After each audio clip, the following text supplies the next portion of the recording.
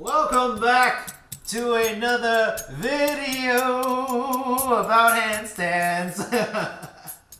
Today I'm going to show you part 2 of how to do a handstand for you guys. So if you didn't see part 1 of this series, go check it out. In that video we discussed how to use your hands, what kind of gear you need, and how to build up your base, so I don't have to explain this to you twice. In this video we're going to conclude how to perform a full handstand if you've never done handstands before. Eliminate all that bullshit that other people tell you how to do it, that's just overcomplicating things and just making your progress really slow. Okay, so in part 1 you should be able to do this, and you probably know what this is by now. Okay, you already know that this is a frog stand. The reason why you have to get good at this is you need to get your base foundation of your handstand strong. There are 3 layers to a cake when it comes to handstand. First layer is your arms, second layer is your torso, and the third layer are your legs. In this video we're going to talk about our torso and our legs and how to strengthen them to put it all together into a full handstand. So let's get started. You can see right here we have a wall, and you probably know what's going to happen. You see all these people at your CrossFit gyms or at your gym trying to do a handstand, and they all teach you to do this thing that you see right now. Oh my god, look at me, I'm doing a handstand. But this is not a handstand.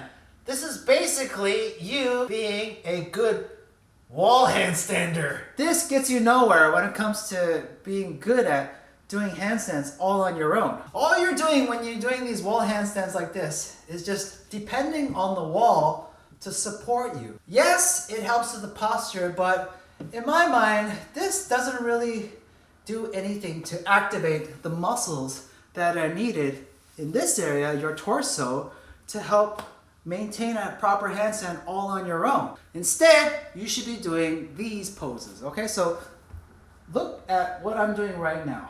Okay, so you can see that I am doing kind of a lunge position with my legs. Okay, one leg is down here, one leg is behind, and then my arms are up, and I look up at my arms.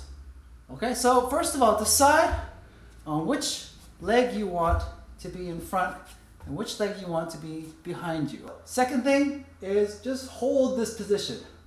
I want you to look up and pretend that you're performing an actual handstand in this position that you see me doing right now.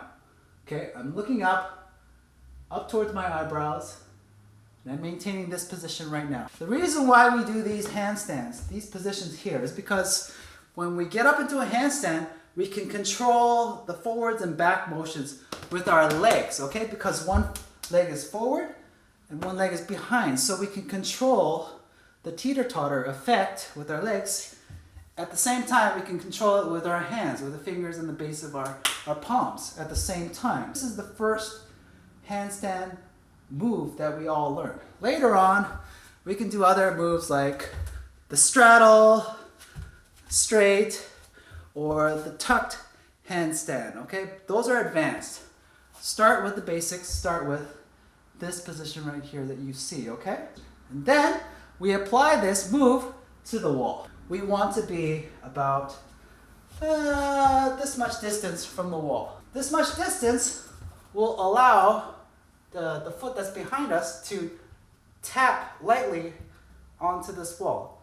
So the only thing that's touching this wall is one of our toes. It's good to wear socks when you're performing handstands because you don't want to scratch your walls if you're barefoot or you're wearing shoes. Second of all, if you're wearing a shirt, make sure you tuck that bad boy in because your shirt's gonna fly off the longer you do a handstand pose. Okay, so that's a good tip right there.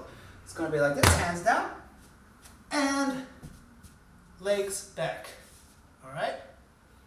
And you're just gonna hold this position and breathe, and breathe, and breathe, okay? And you notice that one of my legs is back. Just one toe is touching the wall, or has contact with the wall, okay? I'm working on my balance, making sure all my weight is onto the middle of my inner knuckles. My feet are flexed because when you flex your legs, you're a lot more sturdier. Okay, so think of it like this. Your feet are not flexed, they're just gonna be dangling in the air like jello. But if your feet are flexed like this, you have a lot more control. Okay, in case you teeter-totter. Always make sure that your feet or toes are flexed like this as you get up. And what you notice me doing right now is I'm not even touching the wall anymore. I'm just tapping the wall with one foot.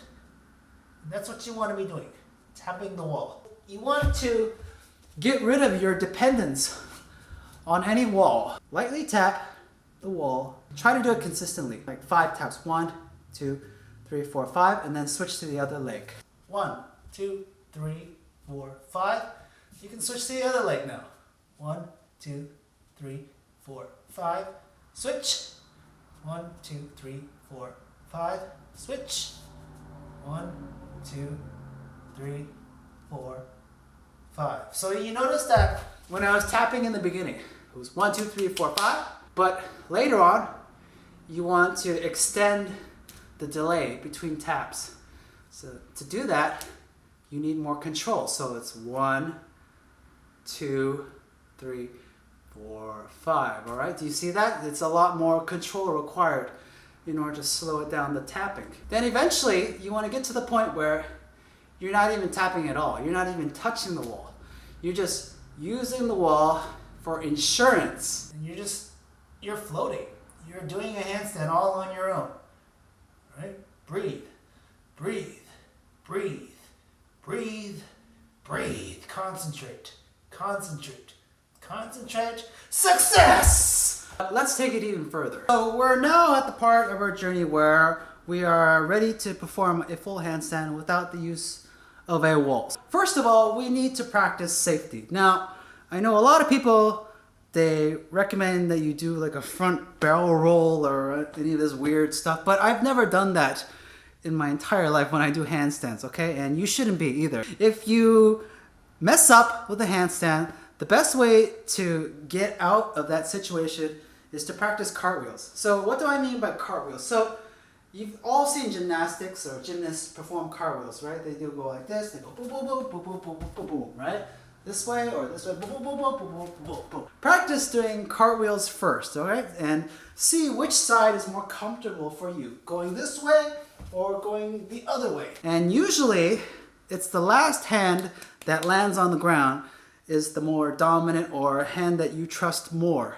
And for me, it's the right hand. So when I do my cartwheel, for example, it's the right hand that I depend on. Why is this important? Because when you're doing a handstand and you pretend you lose balance, you mess up, the best way to get out of the handstand is to fall onto the arm that you trust the most. The way you get out of a handstand is similar to the way you get out of a cartwheel. So when you do the cartwheel, the way you finish the cartwheel, boom, boom, boom, boom, right? This hand, and then your body falls this way. Same thing with a handstand, okay? So if you lose balance, so like, whoa, you just want to fall towards the hand that you trust most and finish like a cartwheel every time, okay? So, oh no, I'm going backwards. You rely on the right hand. To develop confidence in this movement, just keep practicing cartwheels, all right? So just woo, woo, woo, woo. Just keep doing this until you have the muscle memory. You just do handstand, boom, boom, boom, boom, boom. Cartwheel, easy. And apply it to the handstand. Going crazy, whoa, I'm going crazy. Fall onto the hand that you trust most. Once you're ready with performing a full handstand, here's how you do it. There's 2 ways. There's the hard way and there's the easy way, depending on your perspective, all right? So the hard way would be to use strength. So when I say strength, you start with the frog stand, okay? But it takes time to develop that strength in order to get into a handstand. But in the long term, it's a lot more reliable because you know every time you start from a frog stand into a handstand, it's a lot more consistent. It's a lot more control. You're not relying on momentum to carry you over or up into a handstand. Same position like you learned before, but you're using your strength your whole body, your muscle, your core to control you up. Just like a hydraulic ladder, right? It's a lot more reliable. Versus the other way that you see so many people doing by doing a front cartwheel. So this is the side cartwheel, right? You're going whee like that. But the front cartwheel, you're doing like this, whee like this, going up. Now the problem with the front cartwheel is it's not consistent. You can overshoot it, and if you overshoot it, you fall forwards more likely, and it's harder to control. But the way to counter that is to use your fingers, again, use your legs, okay? The leg in front and the leg in back will control where your body lands, okay? One leg is controlling the front, one leg is controlling the back, so we can control where our body is. Pretend you have a wall in front. Hands, front cartwheel. All right, so what I'm doing is I'm pressing down to the mat with my fingers. Now, fun fact is a lot of girls or gymnasts that you see, they have a lot of flexibility. So instead of doing this, they can do like a full splits. And that splits helps them with getting more balance. Okay, this requires more muscle. This doesn't require a lot of muscle when you're doing a full splits. So if you're flexible enough, and if you can do a splits, then you can achieve this balance a lot easier without relying on too much muscle. If you don't have the flexibility, that's okay. Just stick to this position here, okay?